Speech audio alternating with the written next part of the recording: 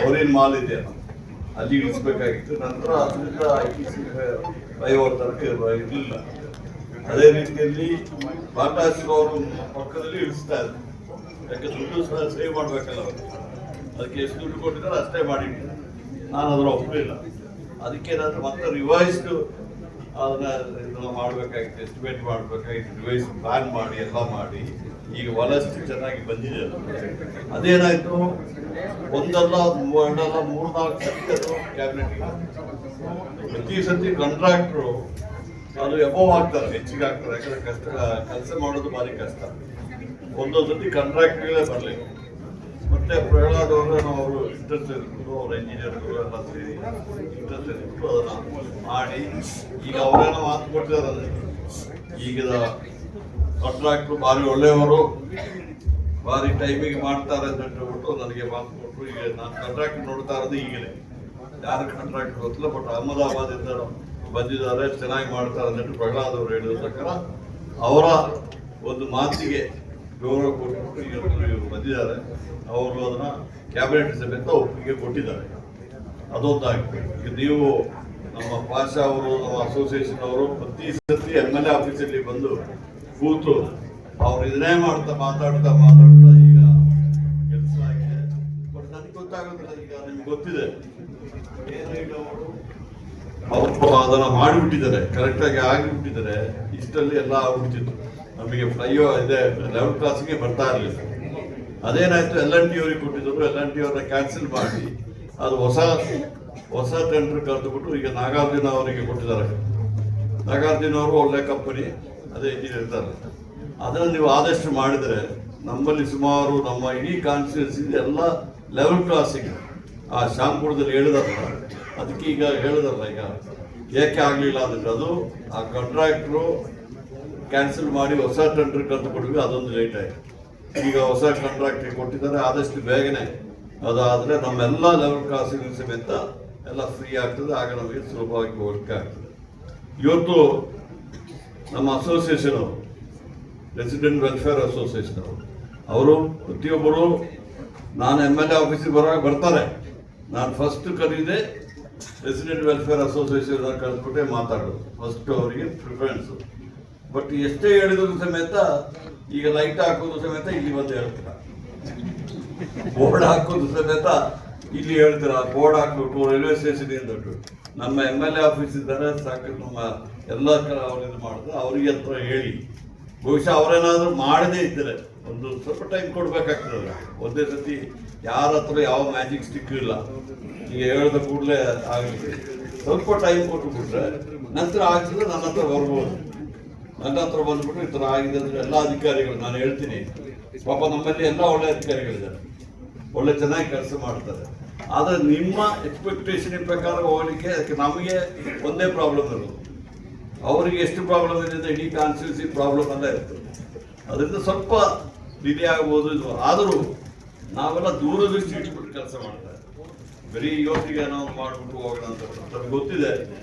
ಇವತ್ತು ಈ white topping ತಗೊಂಡಾಗ ಎಷ್ಟು ಟೀಕೆ ಬಂತು.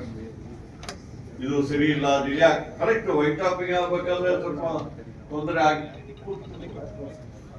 ವೈಟ್ ಟಾಪಿಂಗ್ ಮಾಡ್ಬೇಕಾದ್ರೆ ಸ್ವಲ್ಪ ಆಗ್ತದೆ. ಟ್ರಾಫಿಕ್ ಇದೆಯಲ್ಲ, ಕಷ್ಟ ಇದೆ. ಈಗ ನೀವು ಹೇಳ್ತೀರ ಗೋವಿಂದಪುರ ಇದರಲ್ಲಿ ವೈಟ್ ಟಾಪಿಂಗ್ ಆಗ್ತಾ ಇದೆ. ವೈಟ್ ಟಾಪಿಂಗ್ ಮಾಡ್ಬೇಕಾದ್ರೆ ರಾತ್ರಿ ಹೊತ್ತು ಒಂದು 3 hours ಸಿಗ್ತದೆ. ಬಾಕಿ ಎಲ್ಲ ಟ್ರಾಫಿಕ್ ಎಲ್ಲ ಬರ್ತದೆ, ಇದು ಮಾಡ್ಕೊಂಡು ಬರ್ತದೆ. ಅದ್ರ ಮಧ್ಯದಲ್ಲಿ ಮಾಡ್ಬೇಕಲ್ಲ. ಒಂದ್ಸತಿ ವೈಟ್ ಟಾಪಿಂಗ್ ಆಗ್ಬೇಕಾದ್ರೆ 1 ವರ್ಷ 1.5 ವರ್ಷ ಆಗ್ತದೆ.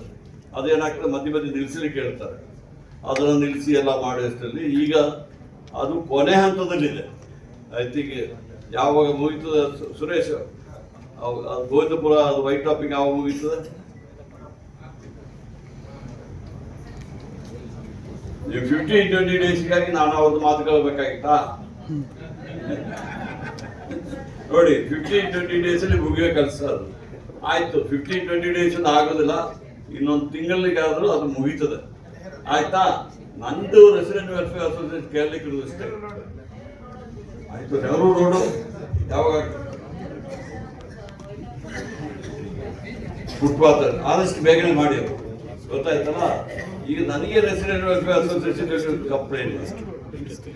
ಈಗ ನಾವೆಲ್ಲ ಮಾಡ್ತೀವಲ್ಲ ವೈಟ್ ಟಾಪಿಕ್ ಎಲ್ಲ ಚೆನ್ನಾಗಿದೆ, ರೋಡ್ಗಳೆಲ್ಲ ಮಾಡಿ ಬಂದಾಗ ಏನಾಯ್ತು, ಈಗ ವೆರಿ ಪಾರ್ಕಿಂಗ್ ಮಾಡ್ತಾ ಇದ್ದಾರೆ, ಆ ಗುಡಿಸಲಿಗೆ ಸಮೇತ ಜಾಗ ಇಲ್ಲ, ಆ ಥರ ಮಾಡ್ತಾರೆ. ಇದಕ್ಕೆಲ್ಲ ಸ್ವಲ್ಪ ನೀವು ಪಬ್ಲಿಕ್ ಒಟ್ಟಿಗೆ ಅವರೊಟ್ಟಿಗೆ ಎಲ್ಲ ಸ್ವಲ್ಪ ಮಾಡ್ಬೇಕು. ನಿಮಗೇನಂದ್ರೆ ಬಿಟ್ರೆ ಬರೀ ನಮ್ಮ ಮೇಲೆ ಫುಟ್ಬಾಲ್ ಆಡೋದಂಗೆ ಇಲ್ಲ. ನಿಮ್ಮ ಹತ್ರ ಫುಟ್ಬಾಲ್ ಬಂದ್ಬಿಟ್ಟು ಒಂದು ಪಾಸ್ ಕೊಟ್ಬಿಟ್ಟು ಆರಾಮಾಗಿ ಹೋಗ್ಬಿಡ್ತೀರ. ನೀವು ಸಮೇತ ಫುಟ್ಬಾಲ್ ತೆಗೆದ್ಬಿಟ್ಟು ಗೋಲ್ ಹೊಡಿಯಂತ ಕೆಲಸ ಮಾಡ್ಬೇಕು, ಗೊತ್ತಾಯ್ತಲ್ಲ. ನೀವು ಬರೀ ಟ್ರಿಬಲ್ ಮಾಡಿಬಿಟ್ಟು ನಮ್ಮ ಕಡೆ ತೋರಿಸೋದಲ್ಲ. ನಾವು ಸೇರಿದರೆ ಇವತ್ತು ನಾನೇನಾದ್ರೂ ಎಮ್.ಎಲ್.ಎ ಆಗಬೇಕಾದ್ರೆ ನಿಮ್ಮ ಪರವಾಗಿ ಆಗಿದೆ, ನಾನು ಮಿನಿಸ್ಟರ್ ಆಗಬೇಕಾದ್ರೆ ಎಮ್.ಎಲ್.ಎ ಆಗಿದ್ದಕ್ಕೆ ಮಿನಿಸ್ಟರ್ ಆಗಿದೆ. ನಿಮ್ಮ ಕೆಲಸನೇ ನಾನು ಮಾಡ್ತಾ ಇರೋದು. ನಮ್ಮ ಕಾಂಗ್ರೆಸ್ ಅವರು ಇದ್ದಾರೆ, ಈಗ ಬ್ಲಾಕ್ ಅಧ್ಯಕ್ಷರಿದ್ದಾರೆ, ವಾರ್ಡ್ ಅಧ್ಯಕ್ಷರಿದ್ದಾರೆ, ಮುರಳಿ ಅಂತೂ ಅವರಿದ್ದಾರೆ, ಎಲ್ಲ ನಮ್ಮ ಆಫೀಸಲ್ಲಿ ಕೆಲಸ ಮಾಡೋರಿದ್ದಾರೆ, ಎಲ್ಲ ಒಳ್ಳೆ ಕೆಲಸ ಮಾಡ್ತಾ ಇದ್ದಾರೆ. ಪ್ರತಿಯೊಬ್ಬರು ಇವತ್ತು ಮಾಡ್ತಾ ಇದ್ದಾರೆ. ಅದಕ್ಕೋಸ್ಕರವಾಗಿ ನಿಮಗೂ ಅಷ್ಟೇ ಎಲ್ಲ ರೆಸಿಡೆಂಟ್ ವೆಲ್ಫೇರ್ ಅಸೋಸಿಯೇಷನ್ ಅವರೆಲ್ಲ ಕೆಲಸ ಮಾಡಿಬಿಟ್ಟೆ ನಾನು ಇವತ್ತು ಎಮ್.ಎಲ್.ಎ ಆಗಿದ್ದೀನಿ. ನನಗೆ ಒಂದೊಂದು ಎಲೆಕ್ಷನಲ್ಲಿ ನನಗೆ ಹೆಚ್ಚು ಮತ ಕೊಟ್ಟುಬಿಟ್ಟು ಮಾಡ್ತೀನಿ. ಬಟ್ ನಾನೊಂದು ಹೇಳ್ತೀನಿ, ನಾನೊಬ್ಬ ಮಾತ್ರ ನನ್ನ ಪ್ರಕಾರ ನಾನು ಇಲ್ಲಿ ತನಕ ಯಾವುದೇ ಚುನಾವಣೆಯಲ್ಲಿ ದುಡ್ಡು ಕೊಡೋದಿಲ್ಲ. ಮತದಾರರಿಗೆ ದುಡ್ಡು ಕೊಟ್ಟುಬಿಟ್ಟು ನನ್ನ ಮತ ತಗೊಳ್ಳೋದಿಲ್ಲ. ನಾನು ಆಮಿಷ ಕೊಡೋದಿಲ್ಲ, ಸೀರೆ ಕೊಡೋದು, ವಿಸ್ಕಿ ಕೊಡೋದು ಯಾವುದು ಕೊಡೋದಿಲ್ಲ. ನಾನು ಬರೀ 5 ವರ್ಷ ನಾನು ನಮ್ಮವರೆಲ್ಲ ಕೆಲಸ ಮಾಡ್ತೀವಿ. ಆಗ ನಾನು ನನ್ನತ್ತ ಇಲ್ಲಿ ತನಕ ಯಾವ ಮತದಾರರು ದುಡ್ಡು ಕಟ್ಟಿಲ್ಲ ನೋಡಿ. ಅದು ಆಶ್ಚರ್ಯ ಇರ್ಬೋದು. ಈ ಸಂದರ್ಭದಲ್ಲಿ ನಾನು ಎಷ್ಟು ಓಪನ್ ಆಗಿ ನಿಂತುಬಿಟ್ಟು ಹೇಳ್ತಾ ಇದ್ದೀನಿ, ಯಾವುದೇ ಒಬ್ಬ ವೋಟ್ರು ಸಮೇತ ನನ್ನ ಹತ್ರ ದುಡ್ಡು ಕೊಟ್ಟಿದ್ದಕ್ಕಾಗಲ್ಲ. ಕೆಲವರು ಹೇಳಿದ್ರೆ ನಾನು ಅವರಿಗೆ ದುಡ್ಡು ಕೇಳಲಿಲ್ಲ. ಕೆಲವರು ಹೇಳ್ತಾರೆ, ನಾನು ಅವ್ರಿಗೆ ಏನು ಹೇಳ್ತಾ ಇದ್ದೀನಿ, ನನಗಿಂತ ಚೆನ್ನಾಗಿ ಕೆಲಸ ಮಾಡುವ ಎಮ್.ಎಲ್.ಎಗಳ ಕ್ಯಾಂಡಿಡೇಟ್ಗಳು ನೀವು ಅವರಿಗೆ ಒಟ್ಟು ಕೊಡಿ, ನನಗೇನು ಬೇಡ ಅಂತ ಹೇಳ್ತೀನಿ. ನಾನು ಕೆಲಸ ಮಾಡ್ತೀನಿ ಸಿನ್ಸಿಯರ್ ಆಗಿ. ಅದು ಮಾಡೋದು ಬಿಡೋದು ನಿಮಗೆ ಬಿಟ್ಟಿದ್ದು ಅಂತ ಹೇಳ್ತೀನಿ, ಅಷ್ಟೇ ಹೇಳ್ತೇನೆ ಹೊರತು ಇವತ್ತು ನಮ್ಮ ಶಕ್ತಿ ಏನಂತ ಬಿಟ್ರೆ ಇವತ್ತು ನಮ್ಮ ಜನ ಎಲ್ಲ ಭಾರತೀಯರಲ್ಲಿರುವಾಗಲೂ ನನಗೆ ಬೆಂಬಲ ಮಾಡಿದರು. ಈಗ ಹೇಳ್ತಾ ಇದ್ರು ಏನು 2008 ಅಲ್ಲ, ನಾವು ಭಾರತೀಯರ ಎಮ್.ಎಲ್.ಎ ಆಗಿರುವಾಗ ಇದಕ್ಕೆ ಅಲ್ಲಿಯೇ ಬಾರ್ಡರ್ ಇತ್ತು. ಲೆವೆಲ್ ಕ್ರಾಸ್ಗೆ ನಮ್ಮ ಕಾನ್ಸ್ಟಿಟ್ಯೂನ್ಸಿ ಬಾರ್ಡರ್ ಆಗಿತ್ತು. ಅಲ್ಲಿ ದಾಟುವ ಬಸ್ಗಳು ಕಾರುಗಳು ಭಾರಿ ಕಡಿಮೆ ಇತ್ತು. ಇದು ನಂತರ ಬೆಂಗಳೂರು ಬೆಳೆದು ಬಿಟ್ಟಿದೆ. ಅದಕ್ಕೋಸ್ಕರವಾಗಿ ಇವತ್ತು ಬೇಕಾಗಿತ್ತು. ಇದು ಬೇಕಾ ಬೇಡ ನಾನು 100 ಸತಿ ಯೋಚನೆ ಮಾಡಿದ್ದೆ. ಬೇಕಾದಷ್ಟು ಏನೋ ಬೇಕು ಅಂದ್ಬಿಟ್ಟು ಸ್ಟಾರ್ಟ್ ಮಾಡ್ಬೋದು. ಈ 2 ವರ್ಷ ಯಾರು ಸಹಿಸ್ಕೊಳ್ತಾರೆ? ನಮ್ಮ ಜನಕ್ಕೆ ಏನಂದ್ರೆ 2 ವರ್ಷ ತನಕ ನನ್ನದೇ ಬೈತಾ ಇರ್ತಾರೆ. ಏನು ಮುಗಿದ ಈಗ ನೋಡಿ ಇವರು ಬಂದ್ಬಿಟ್ಟು ಹೇಳ್ದಾರಲ್ಲ, ಈ 20 ಭಾಷೆ ಅಲ್ಲ, ನಮ್ಮ ಇವರು ಅಸೋಸಿಯೇಷನ್ ಇಬ್ರಾಹಿಂ ಅಂತಾನೆ ಹೇಳಿದ್ರು. ಇಬ್ರಾಹಿಂ ಹೇಳಿದ್ರು ನೋಡಿ ಆಗಲಿಲ್ಲ ಅಂತ ಹೇಳ್ಬಿಟ್ಟು. ಈಗ ನಮ್ಮ ಇಂಜಿನಿಯರ್ ಕೇಳಿದ್ರೆ 15 ದಿವಸದಲ್ಲಿ ಮುಗೀತು ಅಂತ ಹೇಳ್ತಾರೆ. ಅದು ನೀವು ತಿಳ್ಕೊಬೇಕು ತಾನೆ. ಆಗಲಿಲ್ಲ ಅಂತ ಹೇಳಲಿಕ್ಕೆ ಸುಲಭ, ಬಟ್ ಅಲ್ಲಿ ತನಕ ಆಗಿರೋ ಎಷ್ಟು ಕೆಲಸ ಆಗಿದೆ ಅಂತ ಗೊತ್ತಿಲ್ಲ ನಮಗೆ. ಅದಕ್ಕೆ ಪಾಪ ಇಬ್ರಾಹಿಂ ಮೊದಲಿಂದ ಅವರು ಮತ್ತೆ ಅವರು ಇನ್ನೊಬ್ಬರು ಇದ್ದಾರಲ್ಲ ಅಧ್ಯಕ್ಷರು, ಅವರಿಬ್ಬರು ಹಂಗೇನೆ ಮೊದಲಿಂದ ಒಳ್ಳೆಯವರು. ಅವ್ರಿಗೆ ಏನಂದ್ರೆ ಕೆಲಸ ಆಗಬೇಕು, ಅಚ್ಚುಕಟ್ಟು ಆಗಬೇಕು ಅಂತ ಹೇಳ್ಬಿಟ್ಟು ಅವರು ಅದನ್ನ ಹೇಳ್ತಾರೆ. ಅವ್ರು ಹೇಳೋದ್ರಲ್ಲಿ ತಪ್ಪೇನಿಲ್ಲ. ಬಟ್ ನಾನು ಹೇಳ್ತಾರೆ ತಿಳ್ಕೊಬೇಕು. ನಮ್ಮ ಆಫೀಸಲ್ಲಿ ಹೋಗ್ಬಿಟ್ಟು ಕೇಳಿದ್ರೆ ಹೇಳ್ತಾರೆ ಎಷ್ಟು ದಿವಸದಲ್ಲಿ ಮುಗೀತದೆ. ಅದಕ್ಕೋಸ್ಕರವಾಗಿ ಕೆಲಸ ಮಾಡೋಣ. ಕೆಲಸ ಮಾಡಲಿಕ್ಕೆ ತಾನೇ ನನಗೆ ಯಾರು ಫೋರ್ಸ್ ಮಾಡಲಿಲ್ಲ, ನೀವು ಎಮ್.ಎಲ್.ಎ ಆಗಿ ಬರಬೇಕು, ನೀವು ಮಿನಿಸ್ಟರ್ ಆಗಬೇಕು. ನಾನು ಸ್ವ ಇಚ್ಛೆಯಿಂದ ಕಾಂಗ್ರೆಸ್ಸಲ್ಲಿ ಕೆಲಸ ಮಾಡಿಕೊಂಡು ಬಂದ್ಬಿಟ್ಟು ನನಗೆ ಕಾಂಗ್ರೆಸ್ ಪಕ್ಷ ಎಮ್.ಎಲ್.ಎ ಮಾಡಿದ್ದಾರೆ, ಮಿನಿಸ್ಟರ್ ಮಾಡಿದ್ದಾರೆ. ಹೊರತು ಯಾರು ನೀವು ಬರೆದಿದ್ರೆ ದೇಶನೇ ಉದ್ಧಾರ ಆಗೋದಿಲ್ಲ, ರಾಜ್ಯ ಉದ್ಧಾರ ಆಗೋದಿಲ್ಲ ಯಾರು ಹೇಳಲಿಲ್ಲ. ನಾನು ಸ್ವ ಇಚ್ಛೆಯಿಂದ ಬಂದಿದ್ದೀನಿ, ಸೇವೆ ಮಾಡ್ಲಿಕ್ಕೆ ಬಂದಿದ್ದೀನಿ. ಅದಕ್ಕೋಸ್ಕರವಾಗಿ ನಾನು ಸೇವೆ ಮಾಡ್ತಾ ಇದ್ದೀನಿ. ಎಷ್ಟು ನನ್ನ ಶಕ್ತಿ ಇದೆ ಅದರಲ್ಲಿ ಅಷ್ಟು ಕೆಲಸ ಮಾಡ್ತೀನಿ ಅನ್ನೋ ಮಾತು ಈ ಸಂದರ್ಭದಲ್ಲಿ ಹೇಳಿ. ಬೇರೆ ವಿಚಾರವೂ ಇದೆ. ಈ ಗಂಗಾಧರು ನೀವು ನಮ್ಮ ಇದರಲ್ಲೇ ಇದ್ದಾರಲ್ಲ, ನಮ್ಮ ಕಾನ್ಸ್ಟಿಟ್ಯೂನ್ಸಿ ಸ್ವಲ್ಪ ದಪ್ಪಗಾಗ್ಬಿಟ್ಟಿದ್ದಾರೆ. ಗಂಗಾಧರ ಹೆಸರು ನನಗೆ ಗೊತ್ತಾಗ್ತಾ ಇತ್ತು. ಎಲ್ಲಿ ಗಂಗಾಧರ ನೋಡ್ತಾ ಇದೆ ನೋಡಲಿಲ್ಲ. ಅದಕ್ಕೆ ಗಂಗಾಧರ ಕುರ್ಚಿ ಕೊಟ್ಟು ಗಂಗಾಧರ ಇಲ್ಲೇ ಕೂತಿದ್ದಾರೆ. ಅವ್ರು ನಮ್ಮ ಕಾನ್ಸ್ಟಿಟ್ಯೂನ್ಸಿಯಲ್ಲಿ ಬ್ಯಾಂಗ್ಳೂರ್ ವಾಟರ್ ಸಪ್ಲೈಲಿ ನಾನು ಮೊದಲು ಎಮ್.ಎಲ್.ಎ ಬಂದಾಗ ಅವರು ಕೆಲಸ ಮಾಡೋದು ಒಳ್ಳೆ. ಅವ್ರಿಗೆ ಈಗ ಚೀಫ್ ಇಂಜಿನಿಯರ್ ಆಗಿದ್ದಾರೆ. ಅದಕ್ಕೆ ಎಲ್ಲ ಇವರು ನಮ್ಮ ವಿಕ್ರಮ್ ಇದ್ದಾರೆ, DCP ಈಸ್ಟು. ಯಾರು ವಿಕ್ರಮ್ ಅಂದ್ಬಿಟ್ಟು ನೀವು ಯೋಚನೆ ಮಾಡ್ಬೋದು. ನಮ್ಮ ಚಿಕ್ಕಮಗಳೂರಲ್ಲಿ ನಾನು ಇನ್ಚಾರ್ಜ್ ಮಿನಿಸ್ಟರ್ ಆಗಿ SP ಆಗಿದ್ದು. ನಾನೇ ಅವರಿಗೆ ರೆಕಮೆಂಡ್ ಮಾಡಿಬಿಟ್ಟು ಒಳ್ಳೆ ಆಫೀಸರ್ ಟಿ ಟಿ ತಗೊಂಡು. ಅದೇ ರೀತಿಯಲ್ಲಿ ನಮ್ಮ KRID ಅವರು ಎಲ್ಲ ಚೀಫ್ ಇಂಜಿನಿಯರ್, ನೀವೆಲ್ಲ ಪ್ರತಿಯೊಬ್ಬರದ ಹೆಸರು ಹೇಳಲಿಕ್ಕೆ ಹೋಗೋದಿಲ್ಲ, ದಯವಿಟ್ಟು ಕ್ಷಮಿಸಬೇಕು. ಅದಕ್ಕೋಸ್ಕರವಾಗಿ ಒಳ್ಳೆ ಕೆಲಸ ಮಾಡಿ. ನಮ್ಮ ಜನ ಭಾರಿ ಒಳ್ಳೆಯವರು.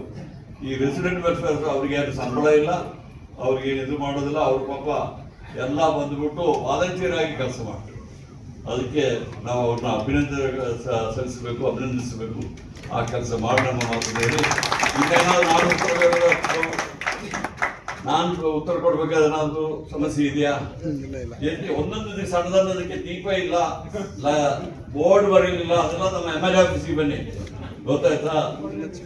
ದೊಡ್ಡ ವಿಚಾರ ಇದ್ದರೆ ಮಾತ್ರ ಇಲ್ಲಿ ರೈಸ್ ಮಾಡಿ, ದಯವಿಟ್ಟು, ಗೊತ್ತಾಯ್ತಲ್ಲ? ನೀವು